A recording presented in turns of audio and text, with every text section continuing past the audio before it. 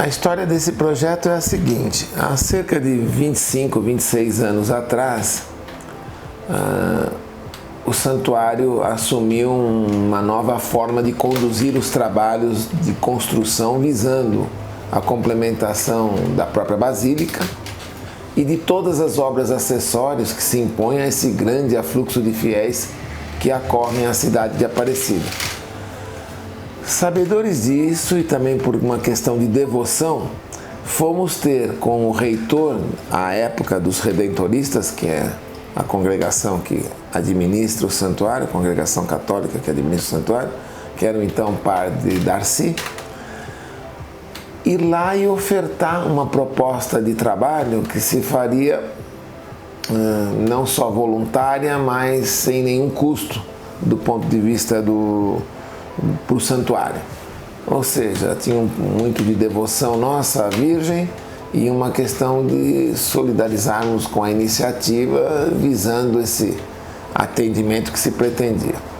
O fato é que nós fizemos as primeiras incursões que foram muito bem sucedidas e logo em seguida praticamente assumimos todo o trabalho do complexo, envolvendo a Basílica, seus arredores, a Basílica Velha, o hotel que a própria igreja construiu sob sua orientação e desejos do ponto de vista de arquitetura, e assim foi. Então são mais de 25 anos trabalhando em etapas, conforme as ocorrências vão se dando, porque o trabalho não para, é incansável, é uma cidade praticamente em construção.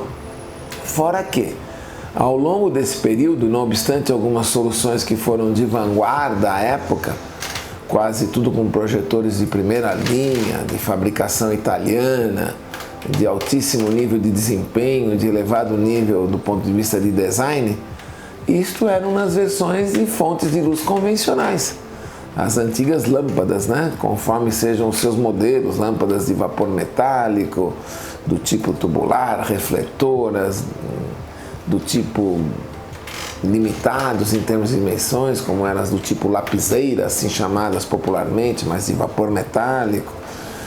E com isso também houve um progresso nesse sentido, onde também começam agora a ocorrer os projetos de atualização tecnológica. Então o próprio interior da Basílica já vem sofrendo toda uma renovação, ora por vezes as intervenções novas, como por exemplo a cúpula do altar central, já se fez toda em LED, já estávamos no auge das possibilidades de atuação com LED há cerca de 5, 6 anos atrás, e a solução assim se deu. Do contrário, outras partes vêm sendo gradativamente sendo substituídas.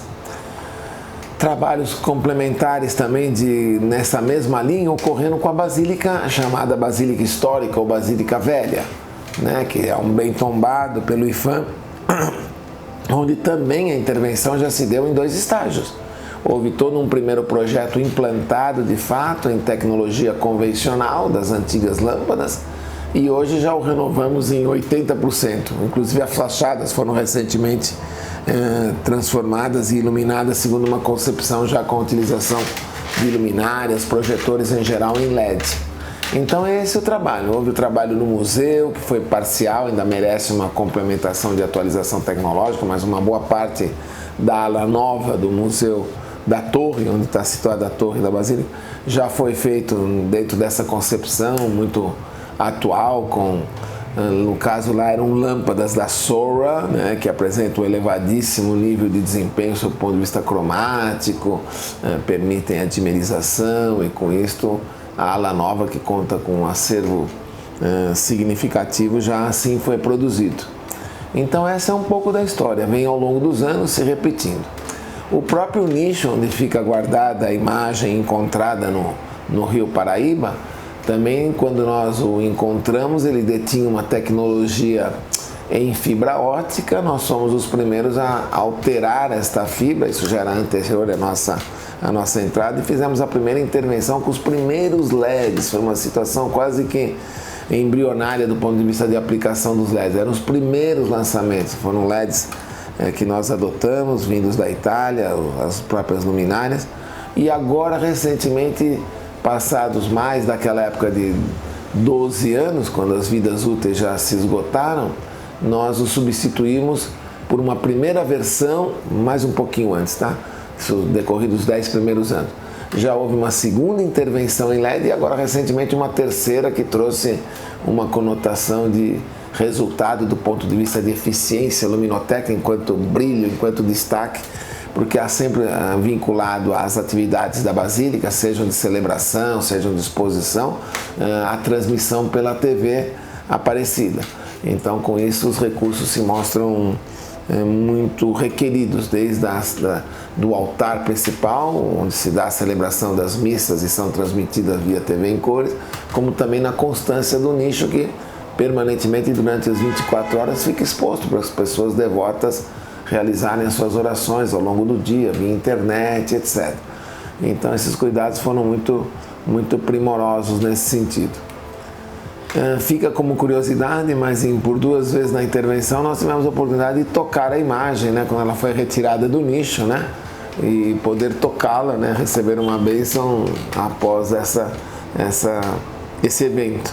Então foram momentos aí muito significativos para nós do ponto de vista religioso e devocional da nossa parte. Essa é um pouco a breve história dos acontecimentos aí que nortearam a nossa ação. O hotel também foi um ponto importante, foi uma obra muito interessante também. A igreja conduziu muito bem, desde o treinamento do pessoal até todos os detalhes de arquitetura que se incorporam. E novamente também passou por dois vivenciar projetos, quando da tecnologia convencional e também agora numa segunda rodada já em processo, as substituições de atualização tecnológica em LED vem se dando. Outras obras significativas, assim, tivemos contato recente, foram o Morro do Cruzeiro, né, que é um marco de referência para a cidade, onde uma grande cruz celebra o cristianismo ali do ponto de vista do contexto que se desenvolve todos os edifícios religiosos ali presentes em Aparecida. E mais recentemente, que é o grande desafio hoje, a iluminação das fachadas da Basílica. Então nós estamos em pleno desenvolvimento desse trabalho, que foi agora culminado com a realização da fachada norte. Estamos agora em pleno processo de desenvolvimento da fachada sul, onde também todas as colunatas foram demolidas por um problema estrutural, estão sendo reconstruídas, toda aquela imensa praça vai ser iluminada, todas as colunatas, as imagens dos apóstolos que se cediam na parte superior, junto à parte aterraçada desse mesmo pátio coberto, na sua parte devida à sustentação pelas colunatas, e a própria fachada em si. Então acho que são os marcos referenciais aí mais recentes que nós temos relativo ao andamento desse projeto. Enfim, ele não para, né? Toda hora tem uma coisa nova acontecendo de fato.